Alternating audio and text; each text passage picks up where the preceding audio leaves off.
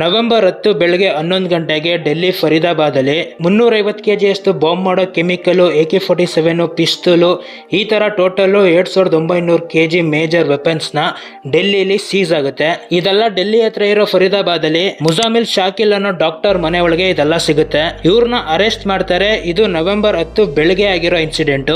ಅದೇ ದಿನ ನೈಟ್ ಹತ್ತತ್ರ 7 ಗಂಟೆಗೆ ಡೆಲ್ಲಿ ರೆಡ್ ಫೋರ್ಟ್ ಹತ್ರ ಸಿಗ್ನಲ್ ಅಲ್ಲಿ ಸ್ಲೋ ಆಗಿ ಹೋಗ್ತಿದ್ದ Hyundai i20 ಕಾರು ಸಡನ್ ಆಗಿ ಬ್ಲಾಸ್ಟ್ ಆಗೋಗುತ್ತೆ. ಬ್ಲಾಸ್ಟ್ ಆಗಿ ಸುತ್ತಮುತ್ತ ಇದ್ದಿದ್ದ 10-15 ಜನ ಸತ್ತೋಗವ್ರೆ. 20-25 ಜನಕ್ಕೆ ಸೀರಿಯಸ್ ಆಗಿ ಇಂಜುರಿ ಆಗಿದೆ. ಅಲ್ಲಿದ್ದ ಲೋಕಲ್ಸ್ ಗಳು ಹೇಳಿದ್ದೇನು ಅಂದ್ರೆ, ಈ ಇನ್ಸಿಡೆಂಟ್ ಆದ್ಮೇಲೆ ಜನ ಎಲ್ಲ ಮುತ್ಕೋತಾರಲ್ಲ, ಸೊ ಅವ್ರಿಗೆ ತಲೆ ಒಂದ್ ಕಡೆ, ಕಾಲ್ ಒಂದ್ ಕಡೆ, ಕೈ ಒಂದ್ ಕಡೆ, ಈ ತರ ಒಂದೊಂದ್ ಬಾಡಿ ಪಾರ್ಟ್ಸ್ ಒಂದೊಂದ್ ಕಡೆ ಬಿದ್ದಿತ್ತಂತೆ. ಆ i20 ಕಾರ್ ಓನರು ಮತ್ತೆ ಬೆಳಗ್ಗೆ ಬಾಂಬ್ ಸೀಸ್ ಆಗಿತ್ತಲ್ಲ, ಆ ಡಾಕ್ಟರು ಇವರಿಬ್ರುವೆ ಒಂದೇ ಏರಿಯಾದವರು.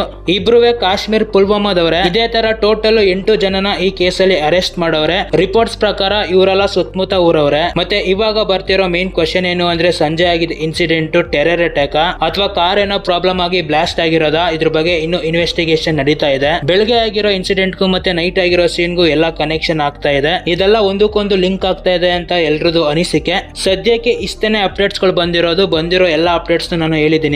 ಮತ್ತೆ ಇದ್ರ ಬಗ್ಗೆ ಏನಾದ್ರೂ ಇನ್ನೂ ಮೇಜರ್ ಅಪ್ಡೇಟ್ಸ್ ಗಳು ಬಂತು ಅಂದ್ರೆ ನಾನು ನಿಮಗೆ ಅಪ್ಡೇಟ್ ಮಾಡ್ತೀನಿ. ಯಾರ್ಯಾರು ಫಾಲೋ ಮಾಡ್ಕೊಂಡಿಲ್ಲ, ಫಾಲೋ ಮಾಡ್ಕೊಳ್ಳಿ.